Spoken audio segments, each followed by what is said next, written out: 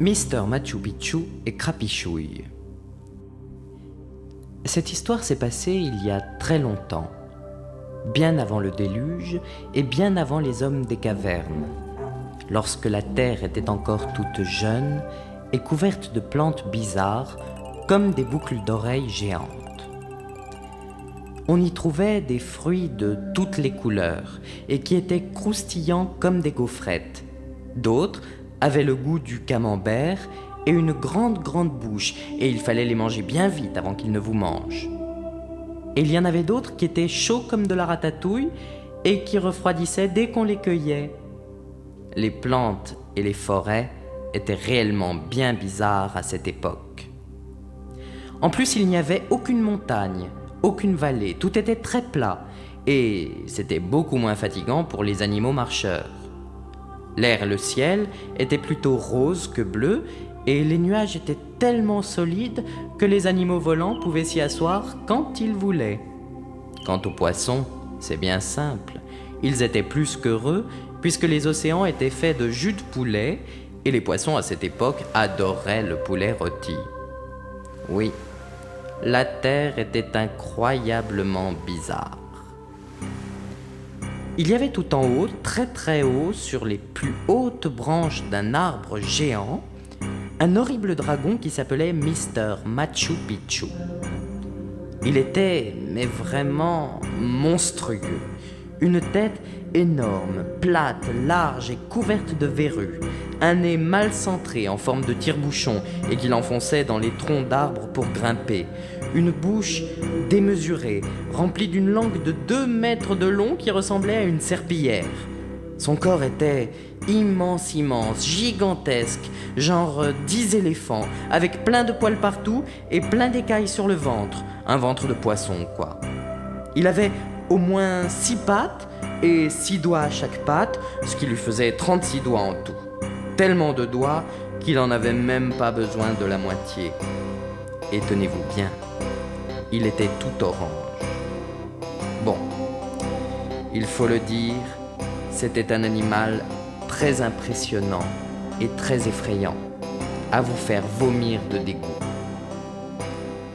Heureusement, Mister Machu Picchu était parfaitement inoffensif et même très gentil et extrêmement agréable.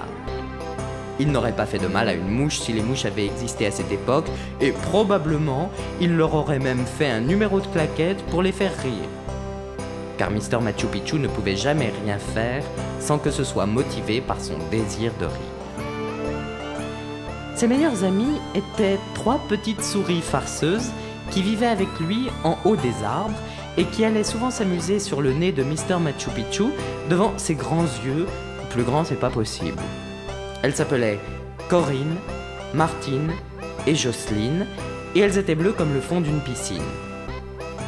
Tous les 4 passaient leur temps à jouer, chanter et manger les fruits incroyables dont je vous ai parlé tout à l'heure. Et ils n'avaient pas besoin d'aller les chercher bien loin parce que leur arbre en était tout couvert.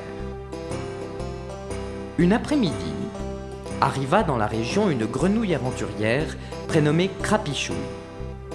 Krapichouille était ravissante, comme toutes les grenouilles de cette époque, toute rose, avec des taches de rousseur et une très jolie touffe de poils sur le haut de la tête qui lui formait une petite chevelure rousse extrêmement coquette. Krapichouille se déplaçait uniquement à bicyclette parce qu'elle avait un grand-père très savant qui avait déjà inventé ce moyen de transport. Et comme partout la terre était très plate, Krapichouille n'avait pas besoin de faire beaucoup d'efforts pour pédaler.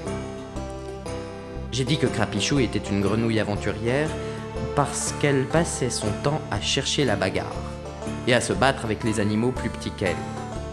C'était une grenouille qui avait un caractère de cochon. Lorsque Krapichouille passa devant l'arbre de Mister Machu Picchu, elle entendit des rires venir d'en haut. Elle s'arrêta et descendit de vélo illico. « Nom d'un chien !» se dit-elle. « On se moque de moi ! Oh, Ça se passera pas comme ça, hein. Je suis pas grenouille à me laisser faire. Là-haut, Mister Machu Picchu riait aux éclats, à en avoir mal à l'estomac, et il était plié en quatre et se tapait le ventre avec ses 6 pattes tellement il n'en pouvait plus de rire. C'est que Corinne, Martine et Jocelyne venaient de lui raconter une blague, mais je peux pas vous la répéter parce qu'ils étaient tellement hauts que j'ai rien entendu. Ah oui, au fait, je me présente, moi c'est José le lézard, et pendant que je vous raconte cette histoire, je suis coincé dans votre magnétophone. Bon, où est-ce que j'en étais ? Ah oui, la blague qui faisait tant rire Mister Machu Picchu. Je la connais pas. Mais en tout cas, c'était une histoire vraiment trop drôle. Et Mister Machu Picchu adorait les histoires drôles. Mais Crapichouille, qui était toujours de mauvaise humeur, ne supportait pas qu'on rie en sa présence. C'était chaque fois, pour elle, la pénible sensation que l'on se moquait. Elle était paranoïaque.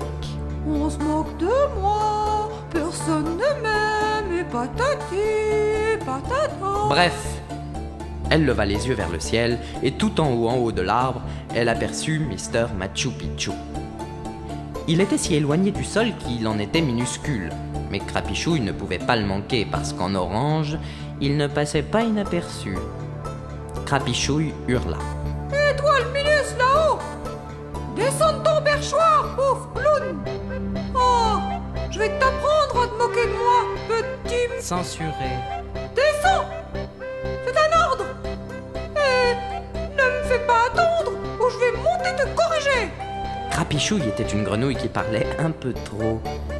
Mister Machu Picchu entendit une voix, arrêta de rire et regarda en bas. Il n'y voyait personne. La Crapichouille était vraiment trop loin et trop minus. Elle était déjà bien petite de près, alors du haut d'un arbre géant, elle était carrément invisible. Et Crapichouille continuait de crier et de s'égosiller. Descends, descends ou gare à toi. Oh, je vais t'étriper, hein. Viens là, que je fasse de la bouillie. Et elle s'énervait et gesticulait de plus en plus. Mister Machu Picchu, d'une curiosité de scientifique, décida d'aller voir de plus près ce qui se passait en bas et qui pouvait bien faire un tel raffut. Alors, il sauta. Ce qui se passa ensuite me met toujours un peu mal à l'aise, tellement c'est ridicule. Crapichouille, qui pensait avoir affaire à une toute petite bête, comprit bien vite que Mister Machu Picchu n'avait rien d'un minus, et plus il devenait proche en tombant, plus elle réalisait qu'il était énorme. Et lorsque finalement Mister Machu Picchu atterrit sur le sol, il écrasa avec ses grosses fesses la bicyclette de la grenouille comme un géant qui marcherait sur une fourmi. Mais surtout, lorsque Crapichouille se retrouva nez à nez, ou plutôt en face de Mister Machu Picchu, elle le trouva si gigantesque et si affreux qu'elle en devint verte de peur, perdit d'un coup ses cheveux de terreur et au bout d'une heure d'immobilité totale qui était proportionnelle à sa panique, elle bondit dans une mare en criant « Et Mister Machu Picchu remonta dans son arbre en riant. C'est depuis cette époque très très ancienne, bien avant le déluge et bien avant les hommes des cavernes, que les grenouilles passent leur temps à sauter dans tous les sens, qu'elles sont presque toujours vertes et qu'elles n'ont jamais de cheveux. Et aussi, depuis cette aventure, on n'a jamais revu de grenouille à bicyclette. Non, jamais revu de grenouille à bicyclette.